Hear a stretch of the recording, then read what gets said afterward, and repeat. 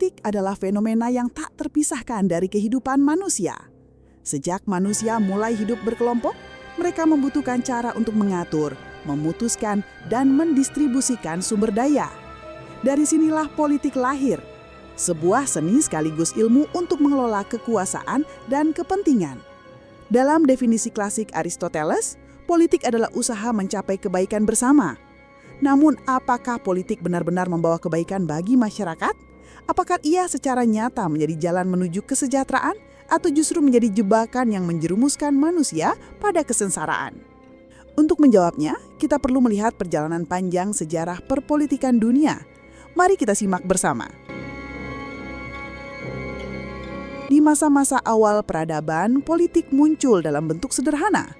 Masyarakat berburu dan meramu memilih pemimpin berdasarkan kekuatan fisik, pengalaman, atau kemampuan spiritual. Namun, seiring berkembangnya peradaban, politik menjadi lebih kompleks. Di Mesopotamia, kota-kota seperti Uruk dan Babilonia dipimpin raja yang menggabungkan kekuasaan politik dengan otoritas religius. Hukum Hammurabi menjadi salah satu tonggak awal upaya mengatur masyarakat melalui aturan tertulis. Di Mesir kuno, Firaun dianggap sebagai dewa sekaligus raja. Kekuasaan absolutnya mempengaruhi semua aspek kehidupan rakyat, dari pertanian hingga agama. Politik pada masa ini lebih bersifat teokratis. Kekuasaan dianggap berasal dari Tuhan. Di Tiongkok, dinasti Zhou memperkenalkan konsep mandat langit yang memberi legitimasi bagi raja memimpin, tetapi juga memungkinkan penggulingan jika ia gagal menjaga harmoni. Sementara di India, muncul gagasan Arthasastra karya Kautilya, sebuah teks politik yang menekankan strategi pemerintahan, keamanan, dan ekonomi. Politik di dunia timur sejak awal sudah menempatkan stabilitas dan kelangsungan kekuasaan sebagai fokus utama. Perkembangan besar muncul di Yunani kuno, khususnya di Athena pada abad ke-5 sebelum Masehi. Di sini, lahir sistem demokrasi langsung, di mana warga negara bisa langsung terlibat dalam pengambilan keputusan.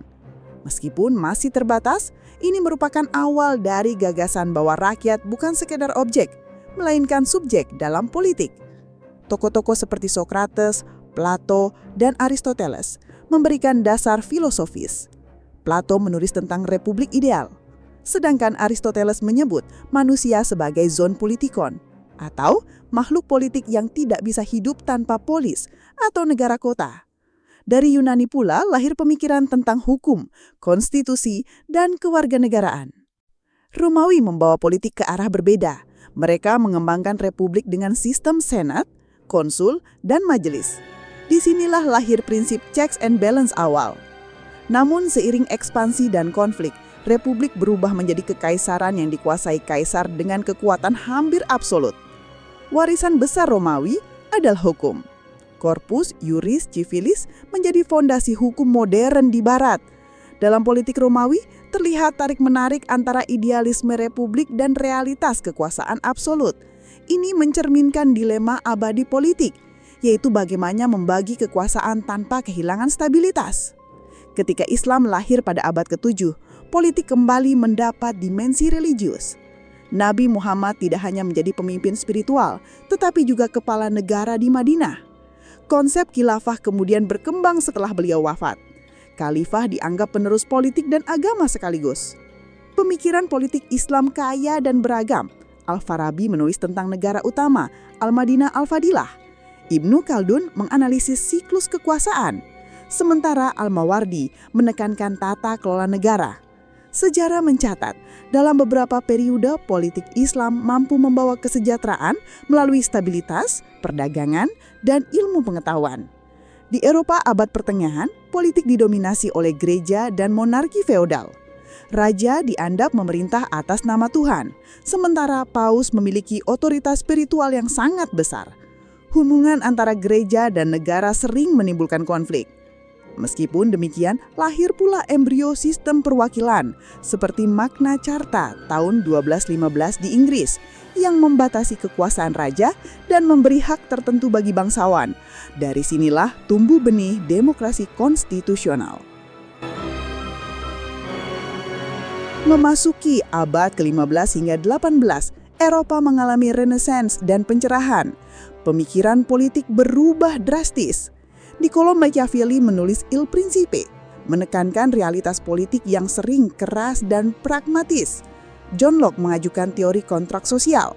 Negara lahir dari kesepakatan rakyat untuk melindungi hak-hak dasar mereka.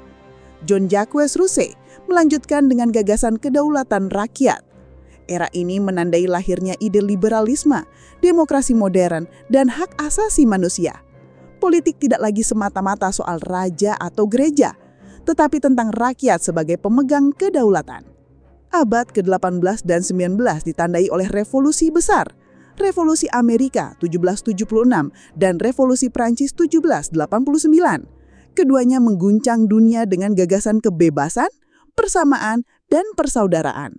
Sistem republik modern lahir, menggantikan monarki absolut di banyak negara. Namun abad ke-19 juga menyaksikan lahirnya ideologi baru, sosialisme, komunisme, dan nasionalisme. Karl Marx dan Friedrich Engels menulis Manifesto Komunis, menyuruhkan revolusi proletariat. Nasionalisme berkembang memicu lahirnya negara bangsa modern. Abad ke-20 menjadi panggung pertarungan ideologi. Demokrasi liberal, fasisme, dan komunisme saling bersaing. Perang Dunia I dan II memperlihatkan bagaimana politik bisa menghancurkan peradaban dengan cepat. Setelah Perang Dunia Kedua, muncul Perang Dingin antara Amerika Serikat dan Uni Soviet. Dunia terbelah menjadi dua blok, kapitalisme versus komunisme. Politik global saat itu sangat menentukan kesejahteraan atau kesengsaraan jutaan orang. Negara-negara yang berhasil menjaga stabilitas dan memilih jalur pembangunan seperti Jepang atau Korea Selatan mencapai kemakmuran. Sebaliknya, negara-negara yang terjebak konflik ideologi sering jatuh ke dalam krisis. Hari ini politik telah berubah wajah. Globalisasi membuat batas negara semakin samar. Organisasi internasional seperti PBB, WTO, dan IMF ikut mempengaruhi politik nasional. Media sosial memberi rakyat suara baru, sekaligus membuka ruang bagi polarisasi. Politik kini bukan hanya soal negara, tetapi juga soal ekonomi global, isu klimat, migrasi, dan teknologi. Kesejahteraan masyarakat sangat bergantung pada kemampuan negara beradaptasi dengan dinamika global. Politik bisa menjadi sarana mensejahterakan masyarakat. Contoh nyata adalah negara Skandinavia. Dengan sistem demokrasi sosial, mereka memadukan ekonomi pasar dengan jaminan sosial. Pajak tini digunakan untuk membiayai pendidikan gratis, kesehatan universal, dan jaminan pengangguran.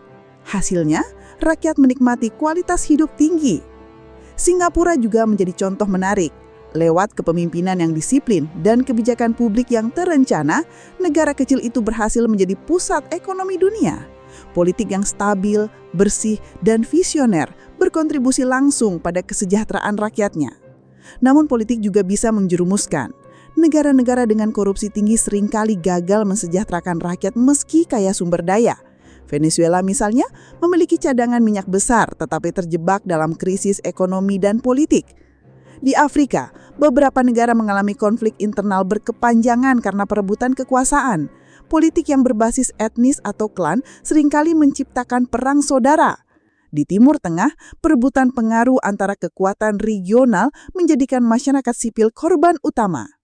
Mengapa ada politik yang membawa kesejahteraan dan ada yang membawa kesengsaraan? Ada beberapa faktor kunci. Pertama, integritas pemimpin. Pemimpin yang jujur dan visioner akan menyalurkan politik ke arah pembangunan. Kedua, sistem politik. Demokrasi yang sehat dengan mekanisme kontrol mencegah penyalahgunaan kekuasaan. Ketiga, partisipasi rakyat. Masyarakat yang kritis dan aktif akan menjaga agar politik tetap berpihak pada mereka. Keempat, institusi yang kuat. Birokrasi profesional, hukum yang adil, dan lembaga independen memperkuat efektivitas politik. Kelima, budaya politik. Jika politik dianggap hanya alat mencari keuntungan pribadi, maka kesejahteraan sulit tercapai. Saya akan tambahkan analisis perbandingan kasus 3 negara, Indonesia, Jepang, dan Venezuela. Perbandingan ini akan memperlihatkan bagaimana politik bisa menjadi jalan menuju kesejahteraan atau justru jebakan yang menjerumuskan manusia pada kesengsaraan. Pertama, Indonesia, politik transisi dan tantangan kesejahteraan. Indonesia adalah contoh negara yang mengalami perjalanan politik panjang dan kompleks. Setelah merdeka pada 1945, bangsa ini melewati masa demokrasi parlementer, demokrasi terpimpin, Orde Baru, hingga reformasi. Setiap fase politik membawa dampak berbeda bagi kesejahteraan rakyat. Pada masa Orde Baru, stabilitas politik dijaga ketat oleh pemerintah, tetapi kebebasan sipil dibatasi. Ada pembangunan infrastruktur, industrialisasi, dan swasembada pangan. Namun di sisi lain, korupsi dan ketimpangan juga tinggi.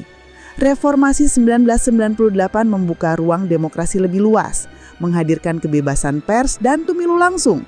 Namun hingga kini, Indonesia masih menghadapi tantangan besar, ketimpangan sosial, korupsi, dan lemahnya penegakan hukum. Meski ekonomi tubuh stabil, hasil pembangunan belum merata. Ini menunjukkan bahwa demokrasi tanpa tata kelola yang kuat bisa melahirkan politik transaksional, di mana kepentingan rakyat kalah oleh kepentingan elit.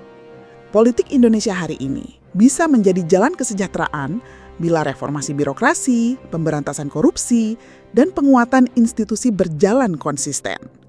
Jika tidak, politik beresiko menjadi jebakan kesengsaraan yang menghambat potensi besar bangsa ini. Kedua, Jepang. Politik pembangunan dan kesejahteraan. Jepang adalah contoh bagaimana politik yang visioner dan konsisten dapat membawa bangsa menuju kesejahteraan luar biasa. Setelah kalah dalam Perang Dunia Kedua, Jepang berada dalam kondisi hancur. Namun, melalui reformasi politik yang dipimpin oleh Konstitusi 1947, Jepang berubah menjadi negara demokratis dengan sistem parlementer. Politik Jepang pasca perang difokuskan pada pembangunan ekonomi. Pemerintah menjalin kolaborasi erat dengan sektor swasta, mendukung industri melalui kebijakan proteksi dan inovasi teknologi. Partai Liberal Demokrat atau LDP memegang peranan dominan, menciptakan stabilitas politik yang mendukung pembangunan jangka panjang. Hasilnya, Jepang bangkit menjadi salah satu ekonomi terbesar di dunia. Masyarakat menikmati standar hidup tinggi, sistem kesehatan berkualitas, dan pendidikan merata. Meski menghadapi tantangan demografi, populasi menua, Jepang tetap menunjukkan bahwa politik yang stabil, bersih, dan berorientasi pembangunan bisa menjadi motor kesejahteraan. Ketiga, Venezuela. Politik populisme yang menjerumuskan. Venezuela adalah contoh kebalikan dari Jepang. Negara ini memiliki salah satu cadangan minyak terbesar di dunia. Pada era awal pemerintahan Hugo Chavez, tahun 1999 sampai 2013, politik populisme dijalankan dengan menggunakan pendapatan minyak untuk membiayai program sosial, subsidi pangan, kesehatan gratis, dan pendidikan. Pada awalnya, kebijakan ini meningkatkan kesejahteraan rakyat miskin. Namun, politik populisme tersebut tidak disertai manajemen ekonomi yang baik. Ketergantungan pada minyak membuat Venezuela rentan ketika harga minyak turun. Korupsi merajalela, birokrasi tidak efisien, dan oposisi ditekan. Setelah Chavez meninggal, penggantinya Nicolas Maduro menghadapi krisis besar, hiperinflasi, kelangkaan pangan, dan eksodus jutaan warga.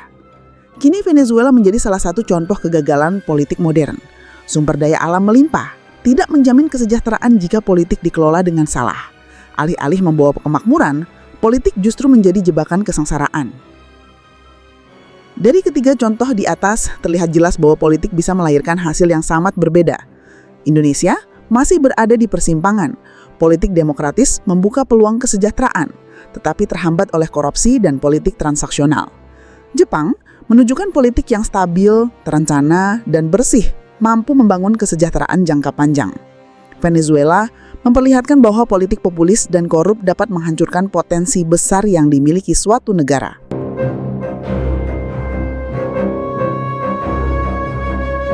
Dengan demikian, politik memang bukan jaminan otomatis kesejahteraan. Ia hanya alat. Apakah alat itu digunakan untuk membangun atau merusak sangat ditentukan oleh integritas pemimpin, kualitas institusi, serta kesadaran rakyat dalam mengawal jalannya politik. Sejarah panjang menunjukkan bahwa politik adalah pisau bermata dua. Ia bisa digunakan untuk memotong jalan menuju kesejahteraan, tetapi juga bisa melukai masyarakat dengan kesengsaraan. Dari Mesopotamia hingga globalisasi, politik selalu hadir sebagai alat pengelolaan kekuasaan. Namun, hasil akhirnya bergantung pada bagaimana ia digunakan. Jika dijalankan dengan integritas, visi, dan partisipasi rakyat, politik mampu menghadirkan pendidikan yang merata, kesehatan yang terjangkau, dan keadilan sosial.